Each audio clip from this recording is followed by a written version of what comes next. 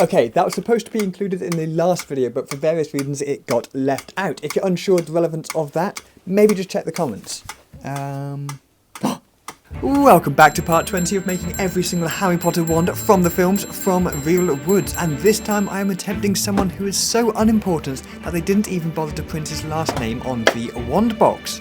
So this is Master Wolpert wand, although you might know him as Nigel, and to me it screams to be made from walnut. Walnut? I was recently given a trunk of a walnut tree, and you can see the gorgeous chocolate colour you get in the heartwood. This tree actually ended up being more rotten than anticipated, but I should be able to salvage some good timber from it. And I do have some walnut that came from my late grandfather's farm, but it's a bit soft, and as I'm planning to make this wand in two parts, I'm going to use American black walnut, which I have lots of in stock.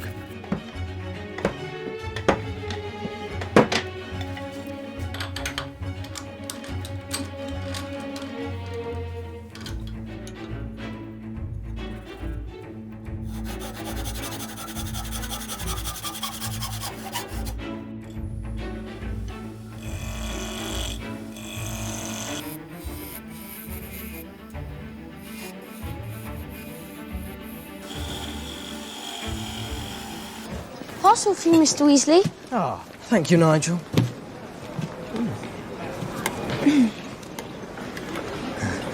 Not now, Nigel. Later. Go on.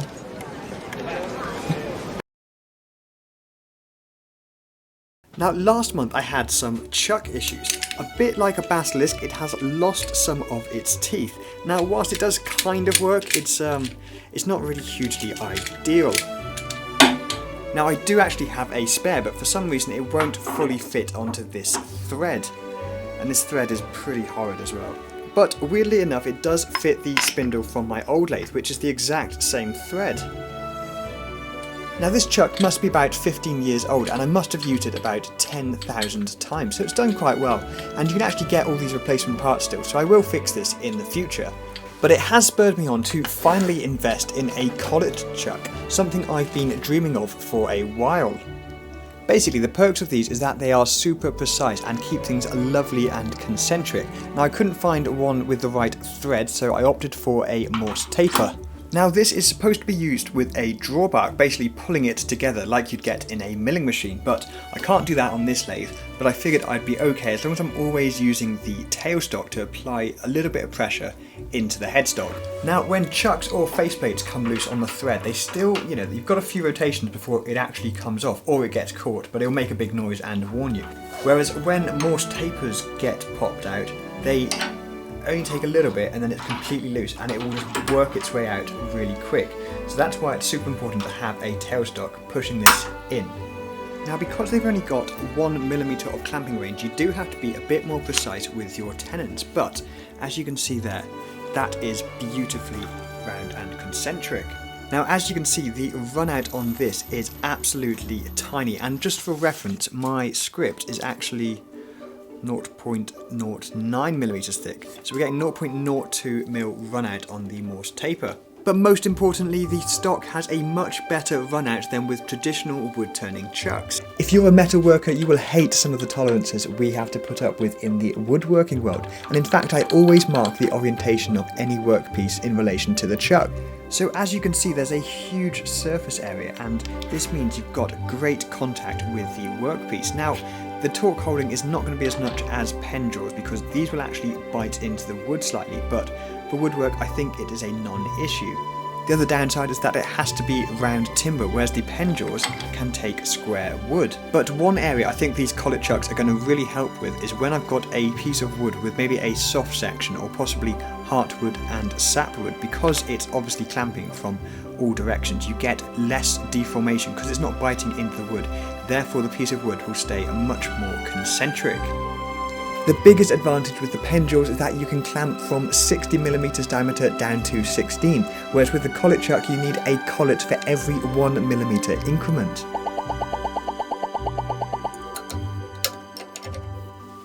So Nigel was never in the books, and that's because he was actually invented for the movies, because the actor who played Colin Creevey grew too tall, which is a horrendous way to get dropped.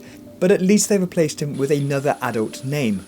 Baby Nigel, he probably walked out of the delivery room with a set of golf clubs.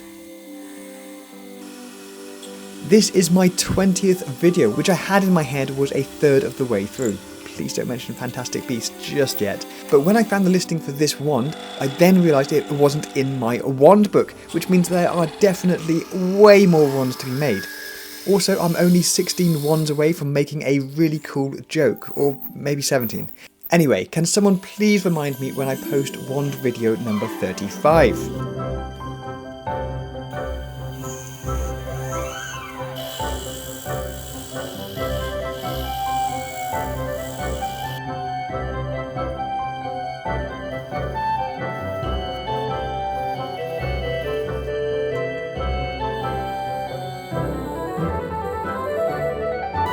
Come on then, Nigel. Give it your best shot.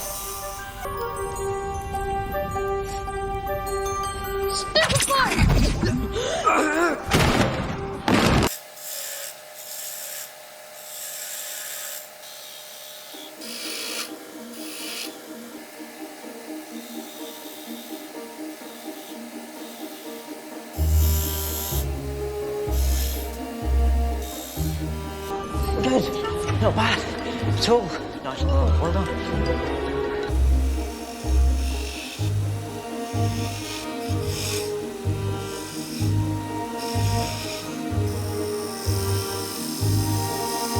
Now I know what you're thinking, I didn't talk nearly enough about how wonderful collet chucks were. So I just wanted to tell you two of the other advantages. One is that I've got much more access, especially when I'm working close to the headstock. I haven't got this big chuck in the way. The second, which is really important, is that they are much safer because there's almost nothing to catch on fingers, clothing or tooling compared to the chuck. The other benefit is that if you were unlucky enough to get clothing or something else wrapped around the spindle, it's not going to turn you into spaghetti and a stain on the wall because it would simply slip in the Morse taper.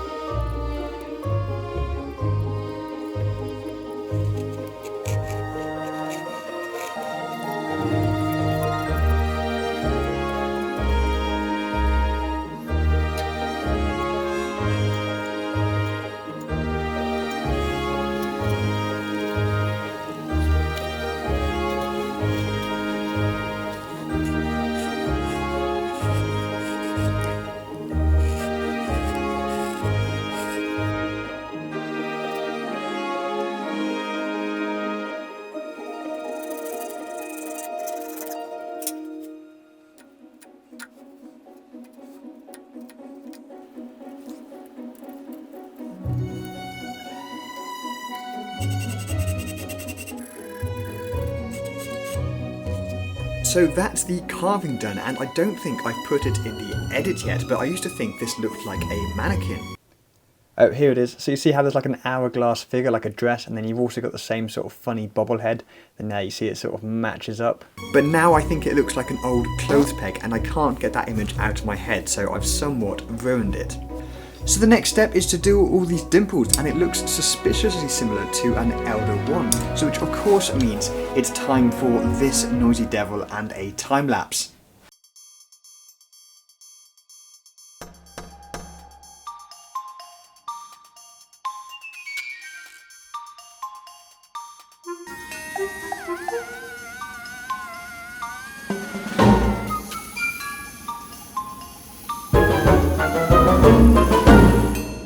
So I'm just applying some sanding sealer. Of course I've got the extractor on because it stinks, and honestly this walnut has come out way paler than I thought. A quick spin dry, and then I applied some Danish roll to hopefully bring out a bit more depth and colour in the grain. As that's the handle done, I think it's time for a break.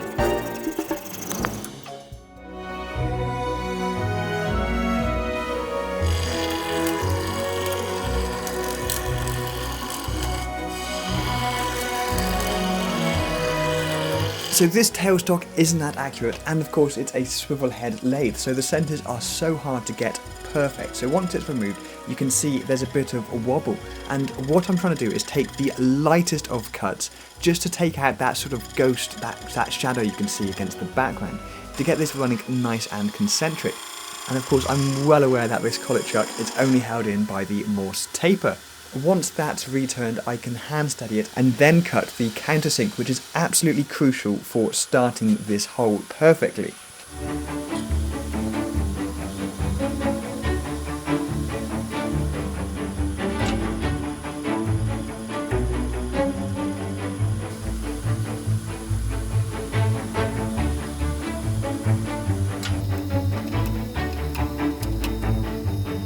So as I'm making this wand in two pieces, the handle and the shaft, I thought I'd actually try and drill out the whole conducting chamber. So I've got this drill bit, which is 4mm by 12 or 300mm, and it is super long, super sharp, and I don't know if it's going to work because drill bits have especially drilling in end grain wood, they love to just wander out, so I'm half expecting this to pop out.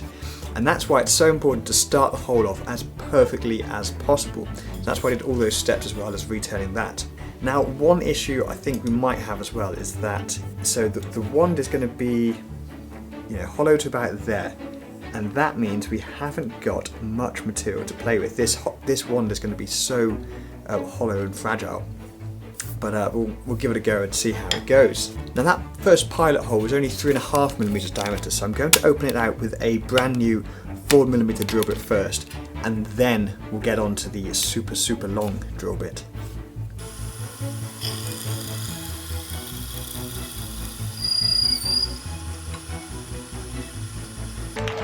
Get the word out to Remus and the others that Harry's back. Do you read? We have a new weather report. Lightning has struck. I repeat, lightning has struck.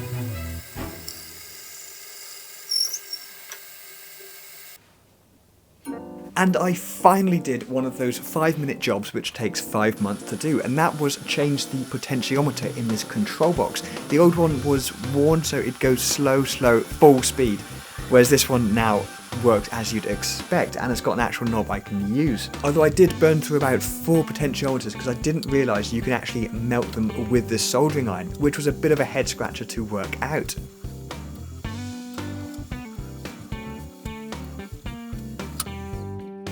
So this shaft actually has a slight taper. It's thicker here and goes down to about 9mm. And of course the handle was drilled at 9mm. So I need to just measure the depth of that and then mark that out there. I wonder if that broke. Nope, all good. So of course we want this shaft to be as close as possible to this drill bit so we get a really nice flush seam down the edges. As always, when I'm aiming for super tight tolerances, I'll just go slightly above with the calipers, and then it's easy then to just take some shavings off or sand down to hit the required tolerance.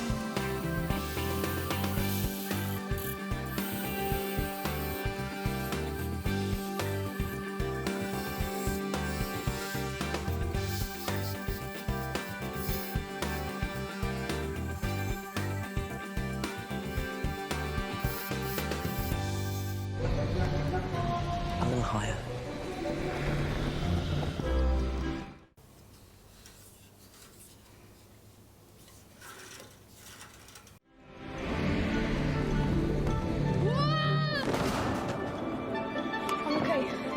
I'm okay.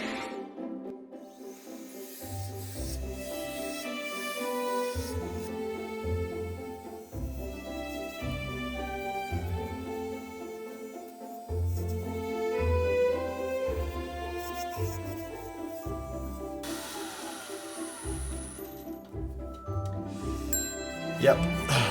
So I did fear this happening. Basically the drill bit has wandered off the centre line. But we did pretty well to get 10 inches down there. So if this was metal or plastic, we'd have a much better chance, or possibly using a gun drill. But basically this is what wood looks like on a giant scale, and it rarely grows perfectly straight. But what happens is, if there's a slight twist, the drill bit So even though it goes in centre, it will want to follow basically the grain. So that's why it goes slightly off centre. And even though obviously it drilled fine, we only got that far, and really we've only got well, this is 10 mil thick at the biggest, so we've only got 4 mil at either side, wall thickness. So there wasn't much to play with. But I'm going to do this again, but probably only drill sort of 6 inches this time. There you go.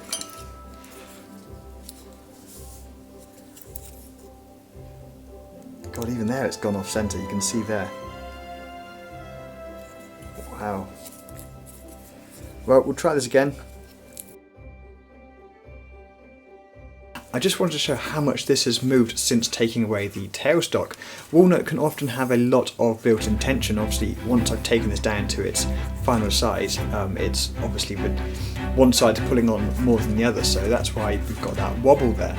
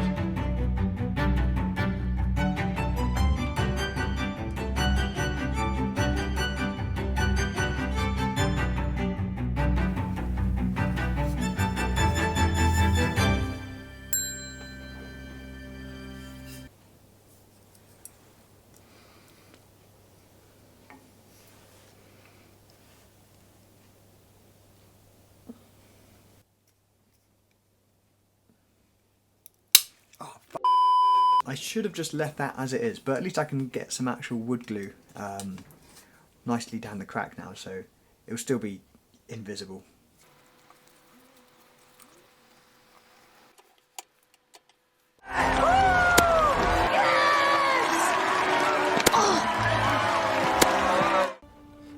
He's really back.